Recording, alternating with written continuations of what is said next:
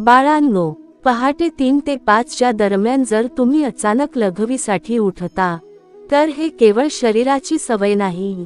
यामध्ये एक गुप्त संदेश दडलेला असतो. तुमच्या आयुष्यात येणाऱ्या घटनांचा संकेत यात लपलेला असतो.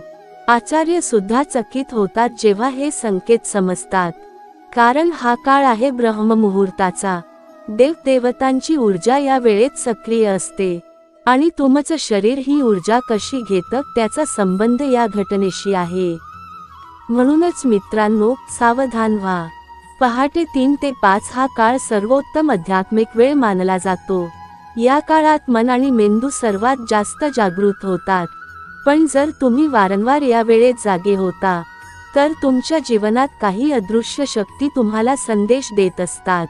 जर तुम्ही उठल्यानंतर हलकासा भीतीचा अनुभव घेतला, तर याचा अर्थ तुमच्या घरात नकारात्मक ऊर्जा आहे. या ऊर्जेला कमी करण्यासाठी देवीचे नाव घ्या, पाणी शिंपडा.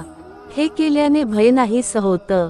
जर तुम्ही उठल्यानंतर खूप शांतता जाणवली, तर हा संकेत आहे की देव तुमच्याशी संवाद साधत आहेत. यावेळी मनातली प्रार्थना लगेच पूर्ण होते. म्हणून जाग झाल्यावर लगेच ओम नमः शिवाय किंवा ओम दुर्गायै नमः म्हणा. काही लोकांना यावेळी स्वप्न पडतं आणि स्वप्न अचानक खंडित होतं. याचा अर्थ स्वप्नामध्ये देवता काही सांगत होत्या. जागे झाल्यावर ते स्वप्न आठवण्याचा प्रयत्न करा. जर वारंवार लघवीसाठी उठता असाल, तर हे केवळ शरीराचा आजार नाही, ही एक आध्यात्मिक हाक आहे. या वेळेत लक्ष्मीची ऊर्जा पृथ्वीवर अवतरते. पण तुमच्या घरात जर अडथळे असतील, तर ती ऊर्जा बाहेर जाऊ शकते. म्हणून उठल्यावर देवघरातील दिवा पहा. दिवा विझला असेल तर तो लगेच लावा, कारण दिवा म्हणजे घरातील सकारात्मक शक्तीचं प्रतीक आहे. जर या वेळेत तुमच्या मनात दुःख किंवा चिंता येत असेल, तर हा संकेत आहे पितर तुमच्याकडे पाहत आहेत. त्यांनी तुमच्याकडून पिंडदान, तर्पणाची अपेक्षा केली आहे. त्यामुळे पुढच्या अमावास्येला तर्पण करा.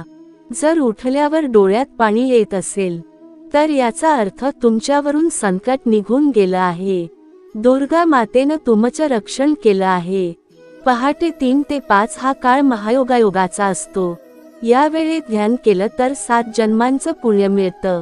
म्हणून पुढच्या वेळी लघवीसाठी उठलात तरी 2 मिनिटं बसून देवाचं नामस्मरण जरूर करा. जर वारंवार असं होत असेल, तर समजून घ्या तुमच्यावर देवी देवतांची नजर आहे. हा वेळ वाया घालवू नका. आयुर्वेद सांगतो की या वेळेत शरीरातील अपशिष्ट पदार्थ बाहेर जाणं नैसर्गिक आहे. पण त्याचवेळी अध्यात्म सांगतं मनातील अपशिष्ट विचार काढून टाकण्याची ही वेळ आहे. म्हणून उठल्यावर 1 ग्लास पाणी प्या आणि देवाचं नाव घ्या. हे तुमचं जीवन बदलू शकतं. म्हणून मित्रांनो, पहाटे 3 ते 5 लघवीसाठी उठणं ही केवळ सवय नाही, ही आहे तुमच्यासाठी आलेली देवाची हाक.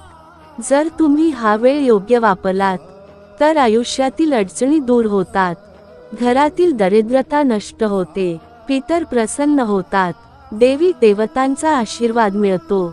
म्हणून पुढच्या वेळेस उठलात तर घाबरू नका. जागे होऊन प्रार्थना करा, सकारात्मक विचार करा, देवाचं स्मरण करा, कारण हा वेळ आहे ब्रह्ममुहूर्ताचा.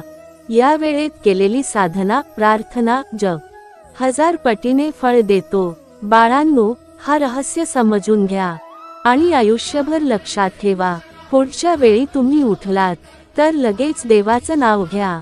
मनातल्या इच्छा व्यक्त करा, त्या नक्की पूर्ण होतील. म्हणूनच आचार्य चकित झाले आहेत, कारण देव स्वतः या वेळेत भक्तांच्या दारी येतात आणि त्यांना हवी ती कृपा देतात. आता तुम्हालाही हे माहीत झालं आहे. म्हणून या गुप्त वेळेला वाया घालवू नका. उठल्यावर लगेच हसत देवाचं स्मरण करा आणि आयुष्य आनंदमय करा.